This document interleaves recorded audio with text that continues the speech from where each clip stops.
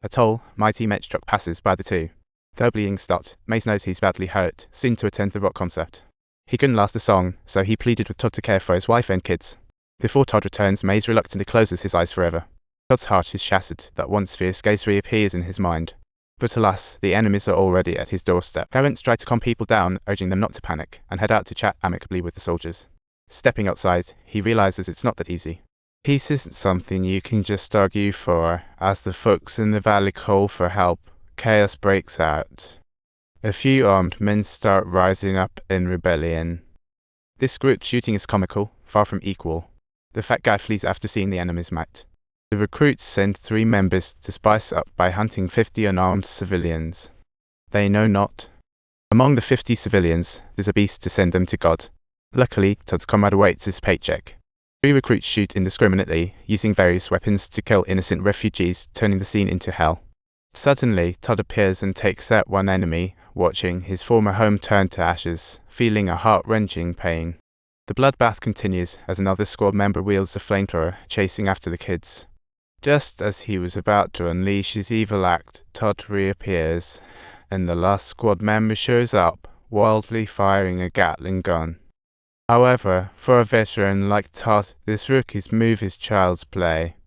He easily takes him down, while the commander in the back still tries to get an update on the situation. Todd grabs the communicator and lets out a low growl, leaving Black Bear baffled. Could it be the sound of a beast? Colonel McComb also catches on, initially baffled, then realizing it's a provocation, as his carefully trained rookies are taken out by those unreliable militiamen. His subordinate suggests a full assault, but after tasting the malicious power, McComb grows cautious. Fearing further trickery, Old White suggests using heavy artillery to turn the place into a parking lot. McComb follows Old White's excellent advice, while the valley's civilians suffer heavy casualties and sorrow fills every corner. At this point, Nathan approaches Todd with a determined look, hoping he'll avenge everyone. Todd quietly organizes his guns like a fast and furious protagonist. Then Lisa sees the truth in his ice maze is gone. Looking at the widowed and orphaned, Todd feels more determined to get revenge, so he skillfully slathers on war paint and gears up for a showdown with 17 genetically modified super soldiers. Subtitles: with a face full of worry, Lisa is deeply concerned that Todd may never come back, but the veteran, King Todd, sets off in a rage. Alone, he confronts 17 genetically enhanced super soldiers, striking at this critical moment under darkness. Meanwhile, the newbies are blissfully unaware of Todd's presence, still caught up in the thrill of using heavy weaponry.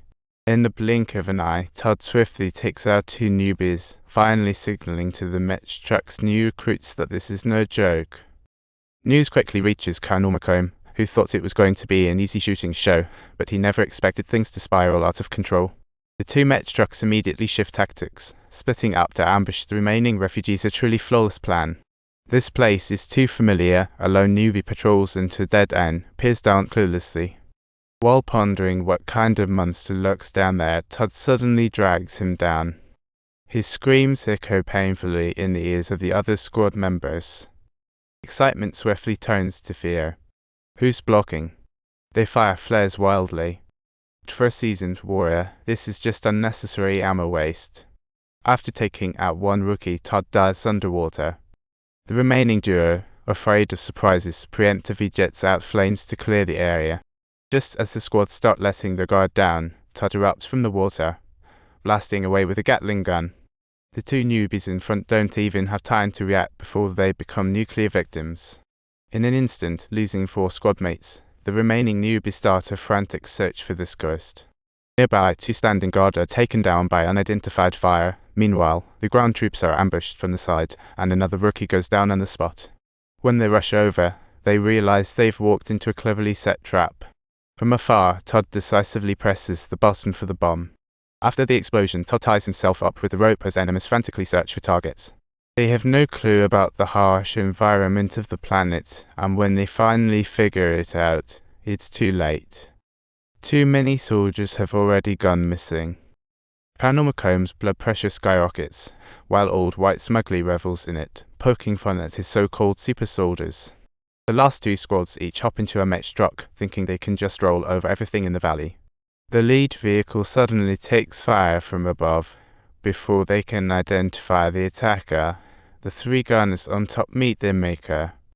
The driver senses something's wrong and jumps out to assist. But in the next second, 2 grenades come whizzing down on him. Talk about bad luck.